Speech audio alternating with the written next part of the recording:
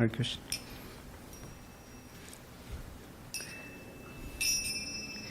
Jaya Radha Madhava Kunja Bihari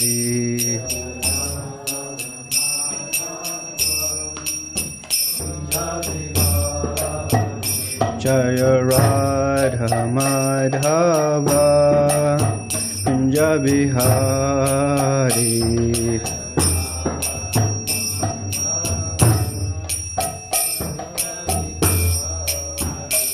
Gopi Jana Vallabha Girivardhari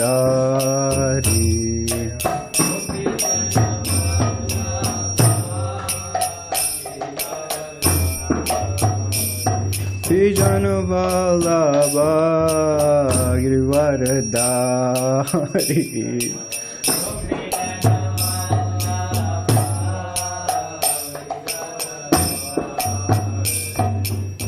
Yashodanandana Brajana Ranjana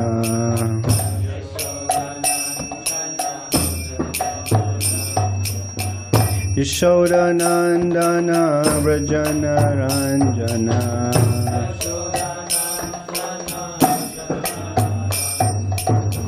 Yamunatira Vanachari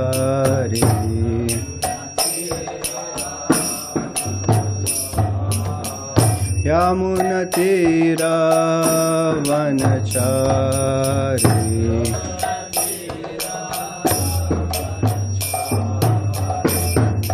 Jaya Radha Madhava Kunja Bihari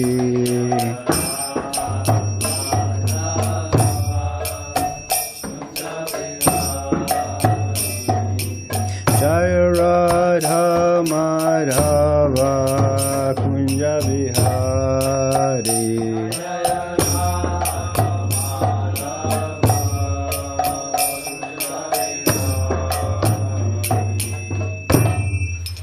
Jayam Vishnupad Paramhamsa Pravakacharya Astutar Srimad A.C. Bhakti Vedanta Swami Maharaj Prabhupada Ki Jai Jayam Vishnupad Paramhamsa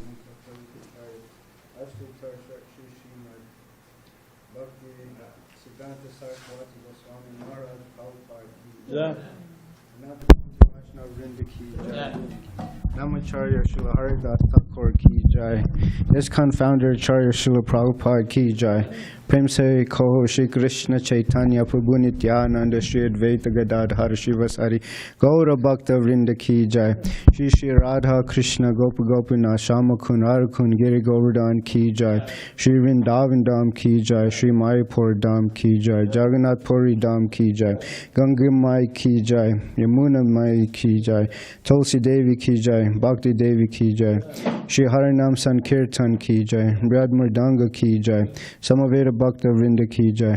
All glories to assembled devotees. All glories to assembled devotees. All glories to assembled devotees. All glories to Shri Guru and Shri Gauranga. All glories to Prabhupada.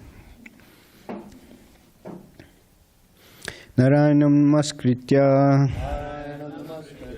Naram Chaiva Narottamam Devam Saraswatam Vyasam Tato Jayam Urdayat Nasta Preyo Bhadreshu Nityam Bhagavata Sevaya Bhagavati Uttama Shloke Bhaktir Bhavati Naishtaki Om Namo Bhagavate Vasudevaya Om Namo Bhagavate Vasudevaya Om Namo Bhagavate Vasudevaya. So this morning we'll be reading from Srimad Bhagavatam, Canto 6, Chapter 1, Text 3. Adharma Lakshana Nana Narakash Chanu Varnita Manvantarash Cha Vyakhyata Adya Swayambhuvo Yataha Dharma Lakshana Nana Narakasthano Varnitaha Manvantarascha Vyakhyata Adya Swayambhuvo Yata Dharma Lakshana Nana Narakasthano Varnitaha Manvantarascha Vyakhyata Adya Swayambhuvaita Dharma Lakshana Nana Narakasthano Varnitaha Manvantarascha Vyakhyata Adya Swayambhuvoyata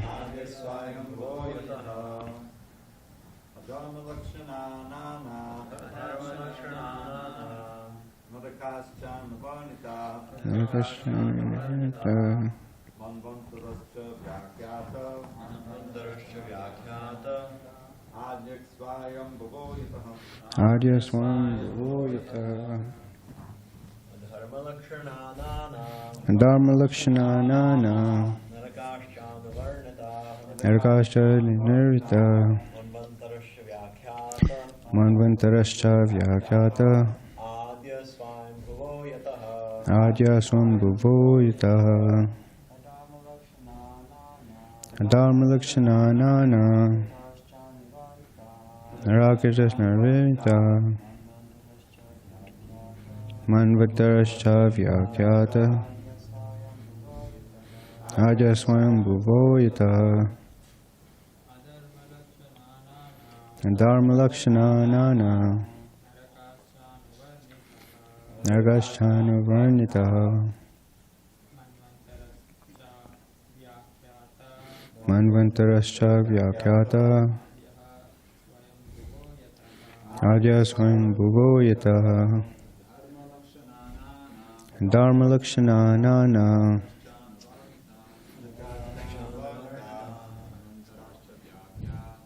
Adya Swayambhuvoyata.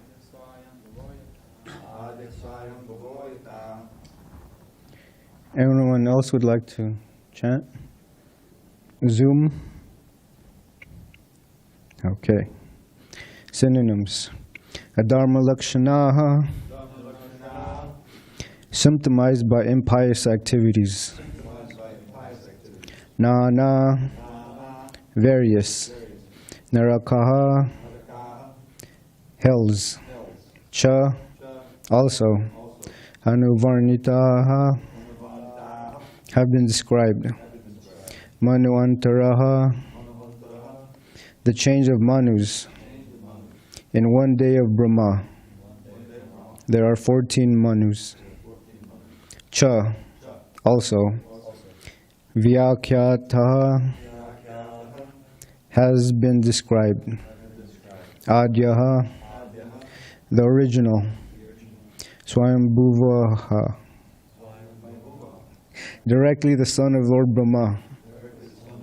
Yataha, wherein. Translation. You have also described at the end of the 5th canto the varieties of hellish life that result from impious activities. And you have described in the 4th canto the first Manvantara, which was presided over by Swayambhuva Manu, the son of Lord Brahma. Texts 4 and 5. Priyavratortana Pador Vamsham Chak Charitan Cha Dvipa Varsha Soyam Samanudadri Nyadiudrani Vanashtapam Dara Mandala Samstam Nam Bhaga Lakshana Mannataha Jyotisham Vivarshanam Cha Yati Dam Ashridad Vibhuhu. Translation and purport by His Divine Grace, A.C. Bhakti Vedanta Swami Srila Prabhupada. My dear Lord, you have described the dynasties and characteristics of King Priyavrata and King Uttanapad. The Supreme Personality of Godhead created this material world with various universes, planetary systems, planets and stars, with varied lands, seas, oceans, mountains, rivers, gardens, and trees, all with different characteristics. These are divided among this planet Earth, the luminaries in the sky, and the lower planetary systems. You have very clearly described these planets and the living entities who live on them. Purport. Here the words Yate Dam Ashrijad Vibhuhu clearly indicate that the Supreme, the Great, Almighty Personality of Godhead created this entire material world with its different varieties of planets, stars, and so forth. Atheists try to conceal the hand of God, which is present in every creation, but they cannot explain how all these creations could come into existence without a competent intelligence and almighty power behind them. Simply to imagine or speculate is a waste of time. In Bhagavad-gītā 10:8, the Lord says, ahaṁ sarvasya prabhavo. I am the original, I am the origin of everything. Mattaḥ sarvaṁ pravartate. Whatever exists in the creation emanates from me. Iti matvā bhajante mam budhā bhāva-samanvitāḥ. When one fully understands that I create everything by my omnipotence, one becomes firmly situated in devotional service and fully surrenders at my lotus feet. Unfortunately, the unintelligent cannot immediately understand Krishna's supremacy. Nonetheless, if they associate with devotees and read authorized books, they may gradually come to the proper understanding. Although this may take many, many births, as Krishna says in Bhagavad-gītā 7:19, Bahunam janmanam manti jnanavan mam prabhajante vasudeva sarvaṁ samahatma sudurlabhaha. After many births and deaths, he who is actually knowledge surrenders unto me, knowing me to be the cause of all causes and all that is. Such a great soul is very rare. Vasudeva, Krishna, is the creator of everything, and his energy is displayed in various ways, as explained in Bhagavad-gītā 7.45. A combination of the material energy, Bhumir Apo Nalo Vayu, and the spiritual energy, the living entity, exists in every creation. Therefore, the same principle, the combination of the Supreme Spirit and the material elements, is the cause of the cosmic manifestation.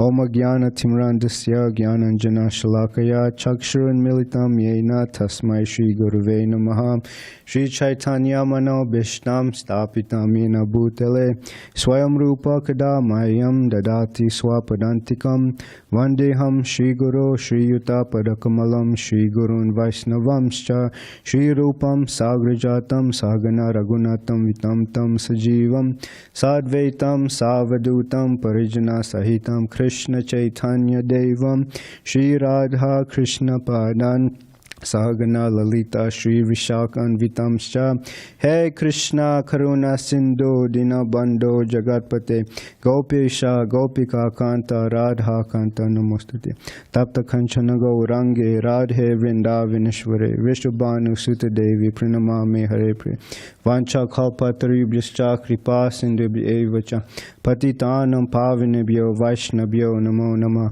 Jai Shri Krishna Chaitanya Prabhu Nityananda Shri Advaita Gadadhar Shivasari Gaur Bhakta-vrinda Hare Krishna Krishna Krishna Hare Hare Hare Rama Rama Rama Hare Hare Mukam Khaloti Vachalam Pangam Langaiti Girim Yatki Patam Aham Vande Shri Gurum Dintaranam. Hare Krishna. So as most of you know, His Holiness Badri Narayan Swami Maharaj, myself, and Bhakta Dimitri went to, first it was Maharaj and I went to Denver, Colorado, and then we went to Boise, Idaho. And I'll tell a few stories from there as we go along. So it's said that someone may know how to live, but they don't know the art of dying. Someone may know how to die, but they don't know what is immortality. And someone may achieve immortality, but they do not know how to be happy. And someone may be happy, but he does not know the bliss of devotional service. If you ever when you go to Denver, Colorado, it's kind of a trip. You gotta get off the plane, and then you gotta go to escalator or the elevator, and then you take a subway to get to the baggage claim. And so when we were stepping out of the subway, or the trolley train, whatever you call it, there was a man, he was walking in front of us, and his shirt, it said, "Dying to live." So this means people are dying to live and living to die. They don't know what the goal of life is. They don't know why they're here. They don't have a purpose. So a person can be happy, know how to find immortality at death, but if they do not know what is devotional service to Krishna, they actually have not attained anything. So this shows the rarity of devotees who have completely comprehended the significance of devotional service. And what is the difference between happiness and bliss? Happiness is an emotion. Happiness is a temporary state that is based on external circumstances. But bliss is a much higher quality than happiness. Bliss is actually one of the natural state of the soul. Sachit Ananda. Ananda means bliss. And when you go on book distribution, I like to ask questions, because questions, you pull them to the table, it opens up for conversations or discussion, and then it gets people to talk about themselves, which people like, right? And so I asked them this question, what is happiness? And most of the people, they describe external things. My dog makes me happy. My girlfriend makes me happy. My family makes me happy.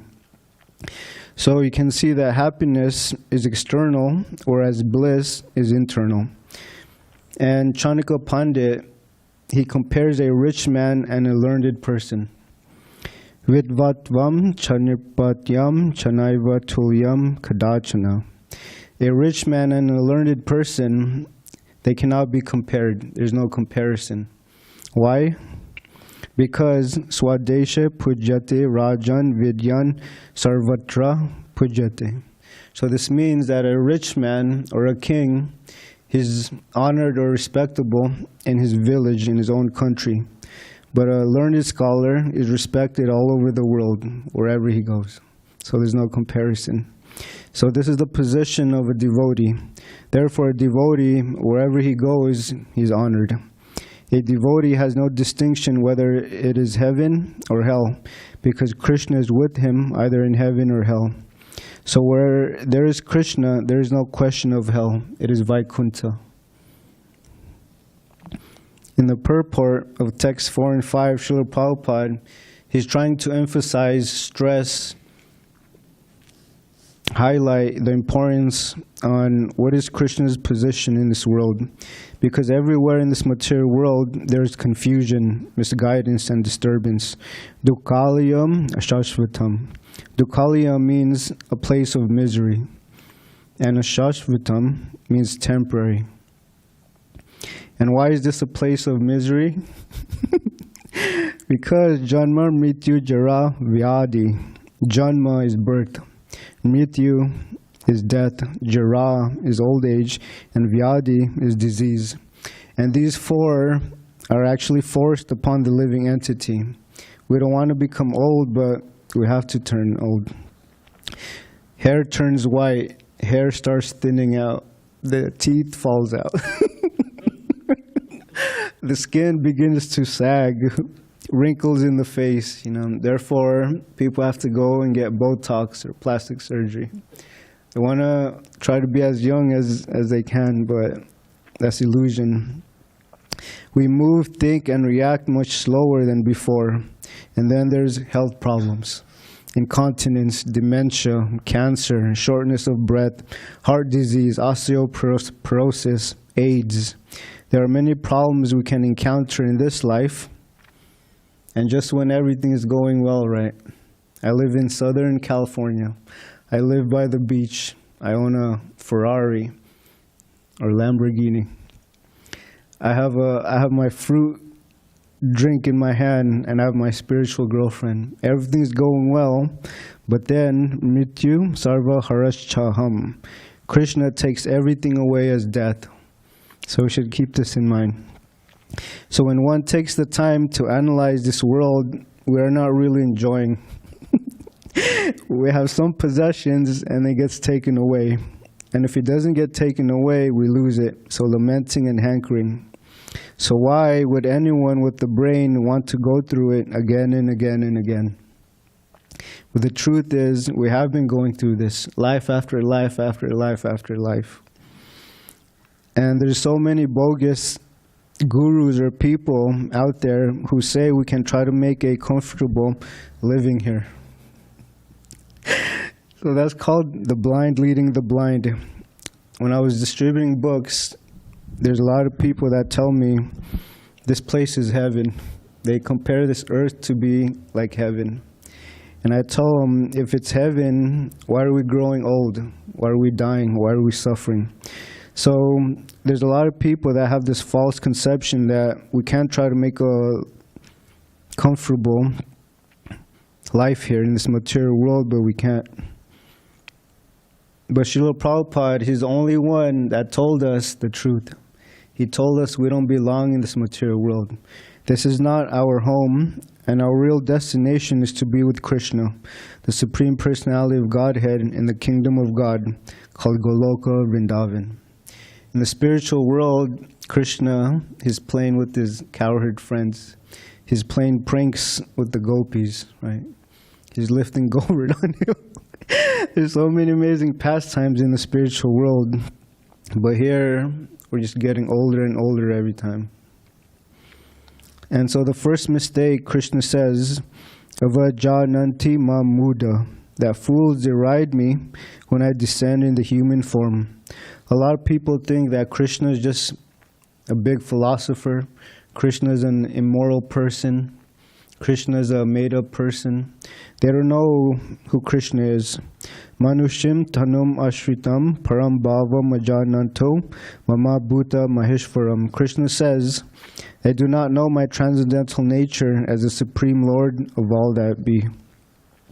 And Srila Prabhupada, he would often say, knowledge means to understand what is matter and what is spirit. That's real knowledge. Knowledge doesn't mean getting a diploma or a PhD and just memorizing all these numbers and facts. That's not knowledge. An example is given that a small child, he sees a car moving and he thinks it's moving on its own. But an adult, someone who knows, they know there's a driver in the car controlling the vehicle. So similarly, someone who has been living under a rock falsely thinks matter can act on its own. But someone who has little intelligence knows that the car cannot start without someone turning it on. It needs a living person, a living force. So the body is dependent on the spirit soul for it to move. And the spirit soul is dependent on Krishna for inspiration or intelligence. And the material world is dependent on Krishna. Sarvasya chaham hiri vanishto mattā smritir jnanam apoham cha. Krishna says, I am seated in everyone's heart, and from me come intelligence, remembrance, and forgetfulness. And so we actually depend on Krishna in all respect. Without Krishna, what is our power to do things? Ishvara Parama Krishna Sachit Ananda Vigraha Anadir Adir Govinda Sarva Karna Karnam. Sarva Karna Karna means Krishna is the cause of all causes. And then ahaṁ atma guda kesha sarva bhutasya stita. I am the super soul, Arjuna, seated in the hearts of all living entities. Krishna knows everything. He knows everything about us. You know, people that get married, they think, oh, my partner knows everything about me, my likes and dislikes. But when you ask them, what's her favorite color, they don't know. But Krishna, he knows everything about us. And paushu sham nirshu. Krishna says, I'm the ability in man. And so there's a saying, Krishna's tu Bhagavan Swayam. that Krishna is the Supreme Personality of Godhead. So why is Krishna considered Bhagavan or God? Bhagavan means the person who has got 6 opulences in full to an unlimited degree. And what are those 6 opulences? Aishvaryasya samagrasya. It means complete wealth.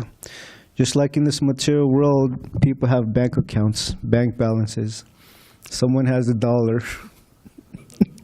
Someone has $100. Someone has $5,000. Someone has $100,000. Someone may have $1 million or even $1 billion. And there's some that have negative bank a negative bank account, right? Negative bank balance. They don't know how to utilize money properly. But they can never claim that they have all the wealth in the world, because no one can actually maintain or sustain their title of the most wealthiest person. Because Lakshmi, or money, is Narayan's property. Therefore, money is called Chanchala. She doesn't remain in one place, especially if she's not with Krishna. But Krishna owns everything. In other words, everything belongs to Krishna.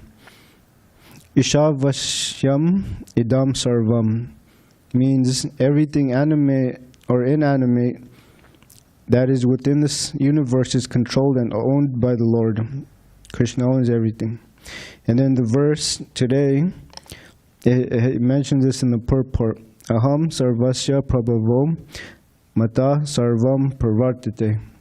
I am the source of all spiritual and material worlds. Everything emanates from me. So this is Krishna.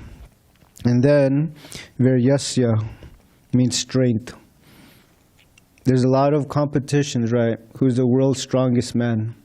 So there's contests of who could pull, lift, or push the most weights. But someone will always take the top spot. It's only a matter of time.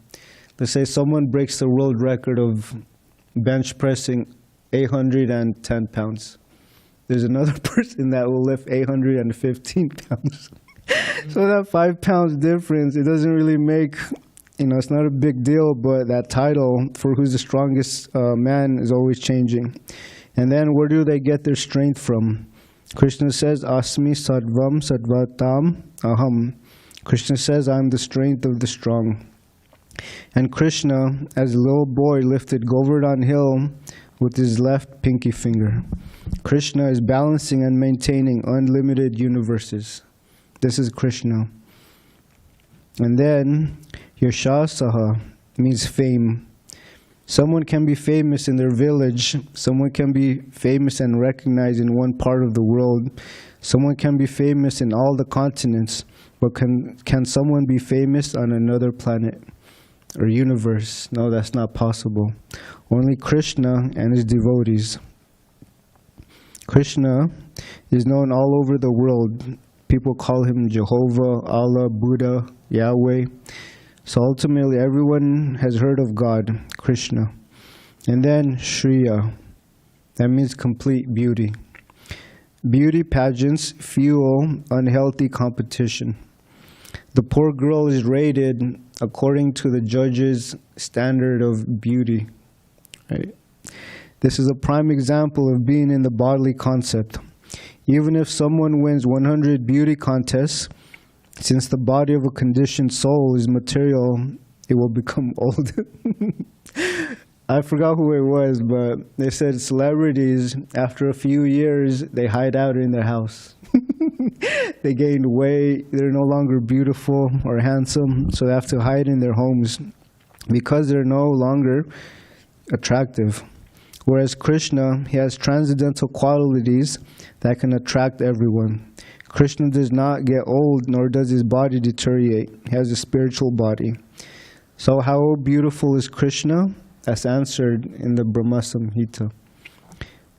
Kandarpakoti kamaniya vishesha shobham Govinda Mari Purusham Tamaham Bhajami. His unique loveliness charms millions of cupids. The beauty and loveliness of Krishna is far more enchanting than that of Cupid multiplied 1,000,000-fold. Srila Prabhupada says that in this material world we're trying to capture one Cupid, one lover. But Krishna, he's been served by hundreds and thousands of goddesses of fortune in the spiritual world. And jnana means complete knowledge. Everyone has some knowledge here, right? A doctor, he may know all the medicine and what they help with. A scientist may be proud of his mental speculation about elements and chemicals. Even a small child is proud of his ability to count to 10, or from A to Z. An artist, he may know how to combine colors to get different shades of a particular color. A musician may have knowledge on how to play all musical instruments expertly, but they will always lack knowledge in some other subject. That means an artist, he may not know what medications he's taking. A scientist, he may not know how to paint something. A musician, he may not know how to count to 10. So they're always lacking in some type of subject. But Krishna, he says, Vedaham samatithani vartamanani charjuna bhavishyani chabhutani mamtu veda nakaschana. That means, O Arjuna, as the Supreme Personality of Godhead, I know everything that has happened in the past, all that is happening in the present, and all things that are yet to come. I also know all living entities, but me, no one knows. So this is real knowledge. And then vairagya, that means renouncement. In Kali Yuga, attachment is very difficult to overcome. People are attached to their relationships. Others are attached to working and earning a paycheck. Some are attached to their body. Some are attached to their hair. Some are attached to their home, pets, family, cars. And a few are attached to whatever little possession they have. It says that even a pauper is proud of his penny. But Krishna is transcendental to the material world, therefore he is detached. So in a mundane sense, when we find someone beautiful, we find them attractive. When someone is rich, we find them attractive. When someone is strong, we find them attractive. When someone is famous, knowledgeable, and renowned, we find them attractive. So Srila Prabhupada, he says, if we can give God a name, it would have to be the name Krishna.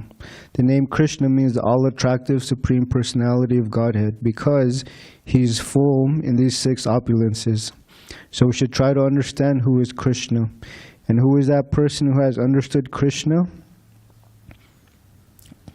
Iti matvā bhajante mam budhā bhāva-samanvitāḥ. The wise who perfectly know this engage in my devotional service and worship me with all their hearts. Srila Prabhupada, he uses this term, Indian disease. And what is an Indian disease? Indian disease means when you're trying to give a Bhagavad-gītā to someone at a book table, they just look at you and say, I know about Bhagavad-gītā. I know that. Right? I'm from India. What can you teach me? We know everything. So this is Indian disease. And then Srila Prabhupada, he says, we have come here to learn how to eat meat, how to drink wine. So that's the Indian disease. They're giving up their Vedic culture and they're welcoming, or they're trying to copy the Western civilization. So this is what the devotees are dealing with. Indians who claim to be from the holy places where Lord Krishna appeared, but they have lost their culture. They are chasing Western lifestyles, Western dress, and Western mentality. Indian disease. I was distributing books in Balboa Park, and there was this Indian family. And I was trying to distribute books to the son, and the son was very interested because he didn't hear or learn about the soul and Krishna from his father. So I was telling him about how meat eating and intoxication was sinful and is considered low class. The father, he said, don't tell my son this. He doesn't need to know. So I looked at him and I said, you know, I was asking myself, why would you not tell your son this? And so the father was pushing the family away from my table, but the son stayed. And so after preaching to this young man, he took a set of books, he gave a donation, and he followed his family. Later on, the father came back to my table and he told me, "You don't know what you're talking about. We're from India." So I said, "Thank you, have a nice day." And I was also at Balboa Park. There was this young married Indian couple. They had a little child. And they asked me, "Do you know where there are restaurants here?" And I told them, "Yes, but you should be careful." He said, "Why?" And told him they serve meat. So the man said, "Oh, that's okay. We don't mind." So even if they're from India, they know that killing a cow is sinful, they still do it. And it's interesting because a lot of devotees that are in the Indian body, when you ask them how they came to Krishna consciousness, they'll tell you that when they first saw the devotees, they thought they didn't know what they were doing. And Maharaj, he said they're like white monkeys. So I was speaking to someone in Boise, and he was Indian body, and he told me that when he first met the devotees, he was asking questions, but he kind of just overlooked, or he didn't pay too much attention to the answers. And then he said throughout time he was engaged in service, and then being purified, he soon started asking questions, and he understood that the ISKCON devotees were actually following Vedic culture and are real Vaishnavas. So a lot of people that we meet, just like Balaram Prabhu was saying, in a Sunday feast, everyone stays for the nice kirtan, right?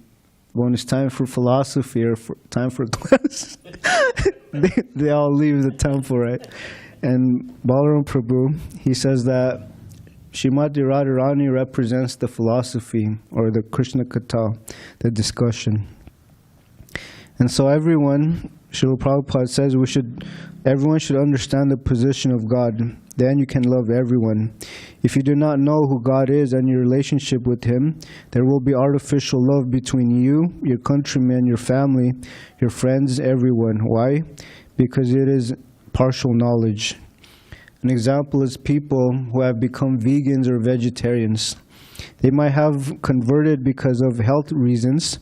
They can somewhat understand it's wrong, or they're just following the trend. Monkey see, monkey do. But how long will that last?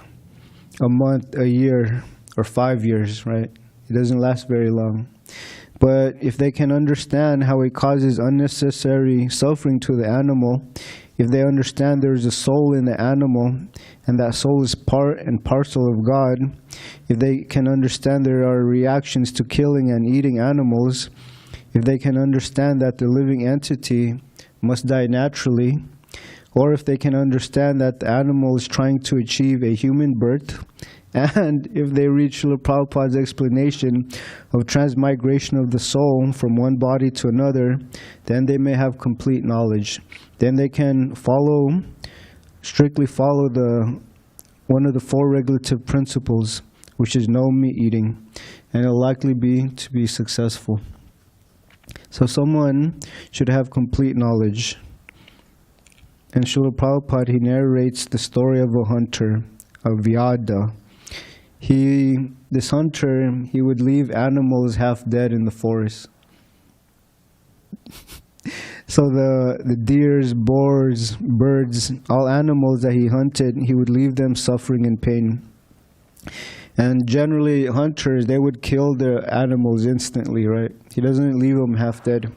So Narada Muni was passing through the road, and he saw this, and he asked, who would leave these animals in such a horrible condition? So he went to the hunter, and he asked him, why are you doing this?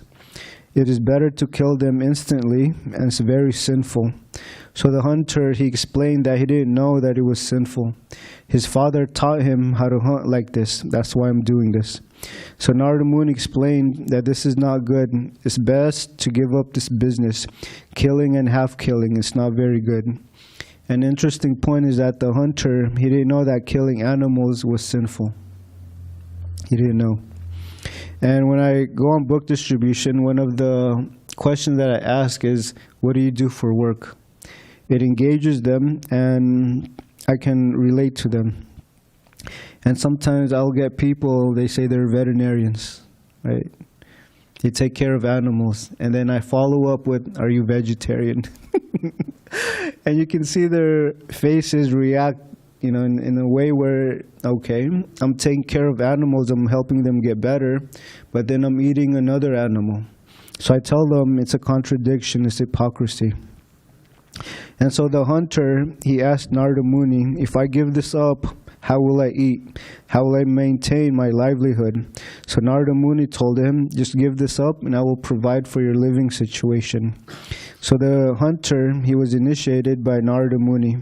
He was executing devotional service instructed to him by Narada Muni. And so the villagers, they understood that this hunter has become a great saint. So they started bringing rice, flowers, fruits to the hunter.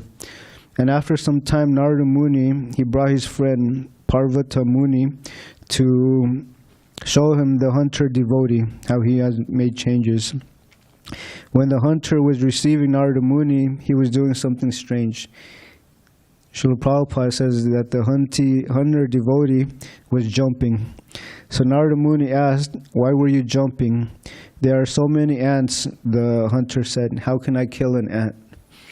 And so Narada Muni said, just see, the same man who was without kindness, killing so many animals, he has become kind to even an ant. So if we understand our spiritual identity, who Kṛṣṇa is, our relationship with Kṛṣṇa, then as soon as one becomes Kṛṣṇa conscious, his real universal consciousness develops. Just like, sorry to use myself as an example. Before Kṛṣṇa consciousness, I saw everyone as an enemy, right? Why are you looking at me like that? Why are you wearing that type of color? So I saw everyone as an enemy. And then, now, I'm trying to be a devotee. I'm trying to see that everyone is a spirit soul, just like me. A brother, a mother, etc. And so by watering the root of a tree, the whole tree is nourished. The branches, the leaves, the flowers, the fruits. So by loving Kṛṣṇa, we can love everyone. And to summarize, after many births and deaths, who is actually in knowledge surrenders unto me, knowing me to be the cause of all causes and all that is. Such a great soul is very rare. So Kṛṣṇa is describing who is a great soul. And in relation to this, in the 7th canto of Srimad Bhagavatam, Prahlad Maharaj, he also uses the same word, durlabha. So Prahlad Maharaj is instructing his demoniac school friends. And he tells them, Durlabham manusham janma. The human body is most rarely achieved, and although temporary like other bodies, it is meaningful because in human life, one can perform devotional service. Even a slight amount of devotional service can give one complete perfection. So someone who has achieved a human body and who is surrendered, engaging in Krishna's devotional service is a very, very rare soul. So look around, all of these devotees are very rare. And Pavamana Prabhu, in a Sunday talk, he said, pat yourself on the back. Because how rare is it, right? People don't understand Sambandha, Abhideya, and Prayojana. And so Sambandha is a relationship between the living entity and the supreme entity. And Abhideya is the means for attaining the object of pursuit or the practice.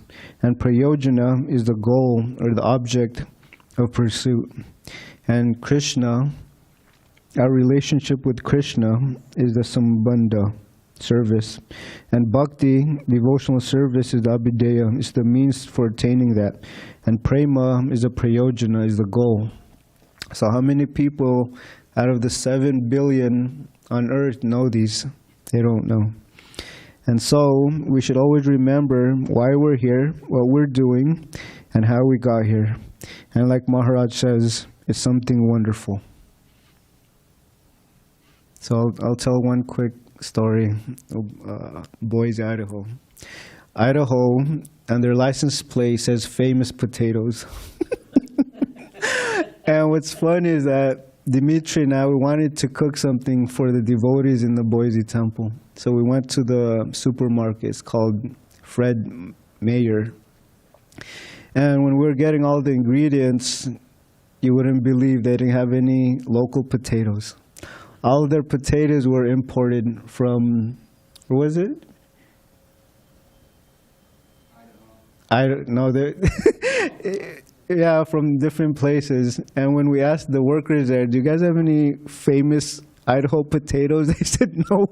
You have to go to the road on the side, you know, those stands on the road to get one. So, and while we were there, I got a Lamborghini. So on our way back to the temple, we told Nitisar Prabhu that Govardhan, he just got a brand new Lamborghini. Please look for it in the parking lot. You can't miss it. It's bright red, you know. We'll park it in the parking lot. So Nitisara Prabhu, he told the kids, you know, Govardhan has a Lamborghini, you know. So on their way back from swimming, the kids, they were excited, you know, they were looking for it. They were looking here and there. And then towards the front of the temple, the Lamborghini was parked. And they all started laughing. They bursted out laughing. Do you know why? It was a toy Lamborghini. It was a toy Lamborghini. So the kids, they thought that we actually had a Lamborghini. So, and the Mataji, she said that the kids, they had a good time with this joke. Okay. Thank you for your time and attention. You ever get potatoes? No. Huh? Oh, they were imported from Ohio. So I was telling Dimitri they should change their license plates, you know. Famous potatoes. Okay. Any questions, comments, corrections? Hare Krishna. Hare Krishna, Vijay Krishna Prabhu. Yes, Mother Danavari has a question. Okay. Is there anyone local? But we can wait for the temple room devotees to present their questions, of course. Okay, thank you, Prabhu. You're welcome. Anyone? Okay. Okay.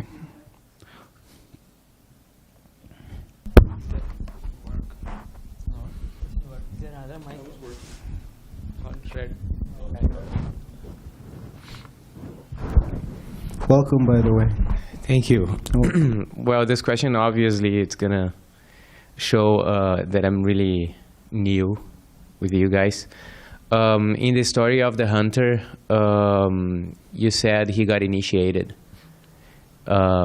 Is that something that happened in our days too? People get initiated? And is that some sort of like a ritual, or it's just like a decision, the person makes the decision and then you can consider them initiated? Okay. I would like Dravida Prabhu to answer this, please. He's more knowledgeable than I am. Hare Krishna Prabhu. So initiation is something like what it sounds like. Initiation means beginning. And so in the ISKCON Society, International Society for Krishna Consciousness, Srila Prabhupada, who founded it in 1966, he had the first initiation in 1966 after a couple of months, devotees. And what initiation is a, you know, like in the Catholic Church, or I forget, you have confirmation, where there's like a point where, or you have baptism. In other words, it's a recognition of that you're serious on the path, and that you're ready to accept certain, what we call austerities for purification. Initiation, Srila Prabhupada set up that there's two main prerequisites that you have. And that you've heard the Hare Krishna mantra. You must be familiar with that. So we chant on beads, and it's kind of like a rosary.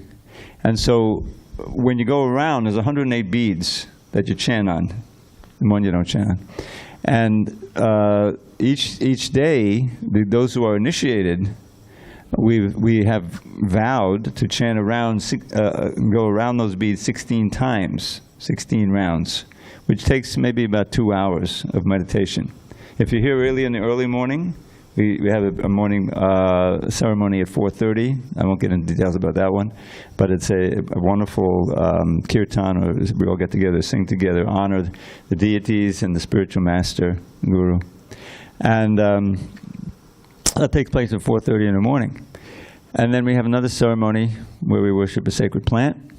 And then there's a 2-hour period when we chant our rounds. Some chant in the temples, and when it gets light out, they go, there's no restriction about that. So, but during each 24-hour period, you take a vow. You may not finish them all in the morning. Some devotees are taking care of the deities or cooking, so they don't have time at that time. And then there's another aspect to initiation, 2 main vows that you take.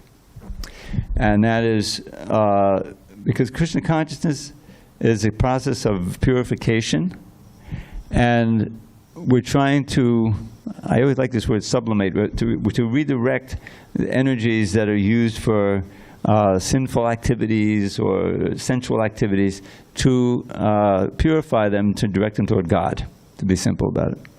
And so there's 4 main restrictions that you take a vow and to be initiated. And one is no intoxication, which includes, of course, the obvious intoxicants, alcohol and drugs, but even tea and coffee, even caffeine. No gambling, no meat eating. We're all vegetarians, and there's also more about that, which we won't get into. But basically vegetarian, and no illicit sex outside of marriage, basically. So those, to get initiated, first of all, it takes a while. You have to be, coming regularly, in about 6 months, and see that you're serious, And then you're ready to move on and to be really serious. So we have, Srila Prabhupada came when he was the spiritual master, guru. He had been ordered by his spiritual master to try to spread Krishna consciousness around the world. There's a whole story about that. So he was certainly a bona fide spiritual master, coming in the line of other spiritual masters. And so he performed the first initiations, and all of the initiations while he was with us. He passed on in 77, he began the movement in 66, that was 11 years or so. But then before he left, his senior devotees who had been trained and were advanced, they also took on the role. He designated some to take on the role of initiating gurus. And that was in 77, so since then, many more have taken on that role. And so that initiation, yes, it's definitely taking place. And it's a recognition of one's seriousness about advancing and progressing in devotional service. And it's a real commitment. You're welcomed into the community of Gaudiya Vaishnavas, is called, the coming down from Lord Chaitanya. There's a lot to understand about it. And so devotees, we had initiations here, several initiations already. Maharaj performed initiations, and devotees got initiated by other advanced devotees. And so it's a regular thing, and it's important because you really get a very great lift for your devotional service. Okay, now you get a new name, recognizing a new identity, a name related to Krishna. It's like Govardhana, he wasn't born with that name. That's a name for a sacred hill that we worship. There's a lot to understand about that, but and others got names. So that's what initiation is, and it's a beginning. It's a new beginning for your life, and you're committed. You're welcome into the community of devotees. And you keep doing what you're doing and making more advancement.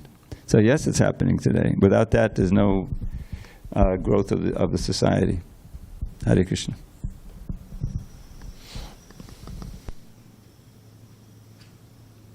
Okay. Dhanavari Mataji. Hare Krishna, Prabhu. Thank you. Wonderful class. Thank you. My question is, when I told someone about this vegetarianism and not meat eating, and they said, oh, but when you drink milk, you are hurting, you are not vegan, so you're hurting cows and you're participating also the mistreating of cows and whatever, all these things. So I couldn't explain in a better way. If you can say, how should I like talk to them, or in a way, I told them that's not killing, but they said, yes, you're still participating. Because of that, they are raising cows because of milk production is big and they're mistreating, so you're participating. So if you can, someone can talk about this so I can answer them. Thank you. Thank you, Mataji. That's a very nice question. I remember Jamal and I were in Ocean Beach and we're distributing books there. And there was this Mataji, this lady, she came up to us. She sat down and she asked that same question, you know. You claim to be vegetarian, but you're, you know, using milk products, things like that. And so Jamal, out of passion, he said, are you here just to argue or are you here to learn, you know? So but I heard a very nice explanation by Mukunda Charna Prabhu. Maybe you can explain, you know, about vegans and vegetarians and why. Because we were upstairs one time and you were discussing it.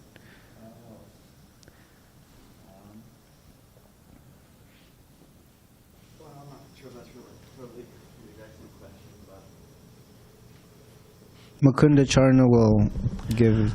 Well, I was thinking, if her question is saying that dairy is not vegetarian because cows are slaughtered, cows who give milk are also slaughtered, well, it doesn't make dairy inherently non-vegetarian, certainly.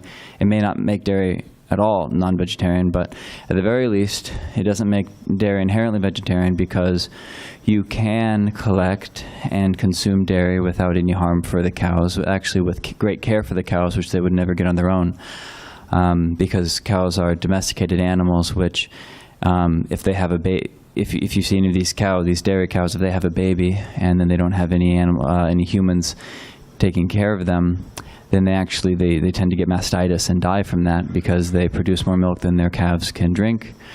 And often also the calves kill themselves because they drink too much milk. Actually, cows are animals which thrive best under human supervision and human care. Both the calves and the cows actually benefit from human interaction. So that's one thing, that it's not inherently non-vegetarian because you can, and that is the Vedic system and the solution that Srila Prabhupada gave, is that you take care of cows very nicely. There's no question of slaughtering them, and then you take care of the bulls, and then you engage the bulls and the cows in service to Krishna by giving milk, which are then used for cooking offerings for Krishna. And also then the males also help with the gardening, with the growing of vegetables and grains and so on. So everyone's engaged and then everyone's taken care of, and so there's no question of slaughter. But then her question, of course, is really talking about or concerning the use of dairy which is coming from other sources. So if we are promoting vegetarianism, but then we will still use dairy which is coming from stores, or just even coming from straight from a farmer, but that farmer at some point sells the cow to someone who slaughters the cow, or he slaughters it himself, then that's the question. Still, it doesn't make the food non-vegetarian, just as if I make a point that I'm going to be vegan. So following the same logic, if someone says I'm vegan, I only eat food which is completely devoid of animal exploitation, well, do you eat coconut oil?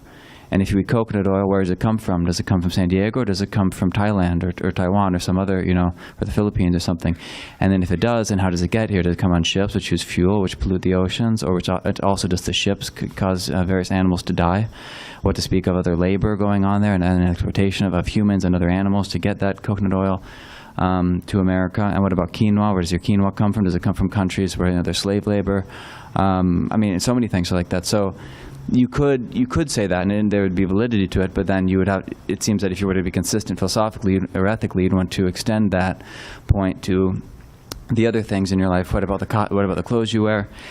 The clothes you wear most likely come from non-organic cotton. It's one of the number one GMOs, and so that kills so many wildlife every year through pollution. So to say that my clothes is my cotton shirt is vegetarian, okay, well you could say, well, it's not vegetarian. Actually, it's a meat. That shirt is made of meat because it killed so many animals in the process. You could say that, and there could be validity to it.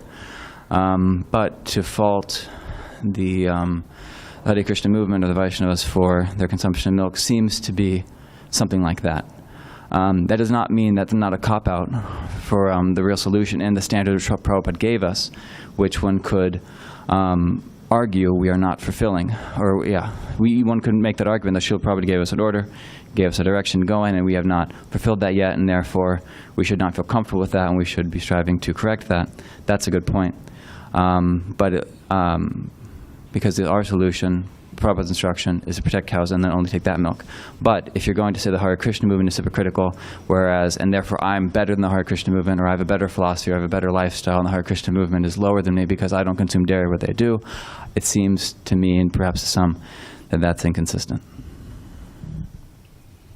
Thank you so much for a wonderful explanation. I did tell them that we are helping cows because if too much milk, cow has to let it out, and it's not it is vegetarian. They are not saying it's not vegetarian, but I'm going to explain to them about the cotton and all this cycle and whatever. I told them whatever we can do, we are doing it, but at the end we don't want to kill the soul. Is drinking milk and killing soul is not same. So thank you so much for all the explanation. Hare Krishna, I really.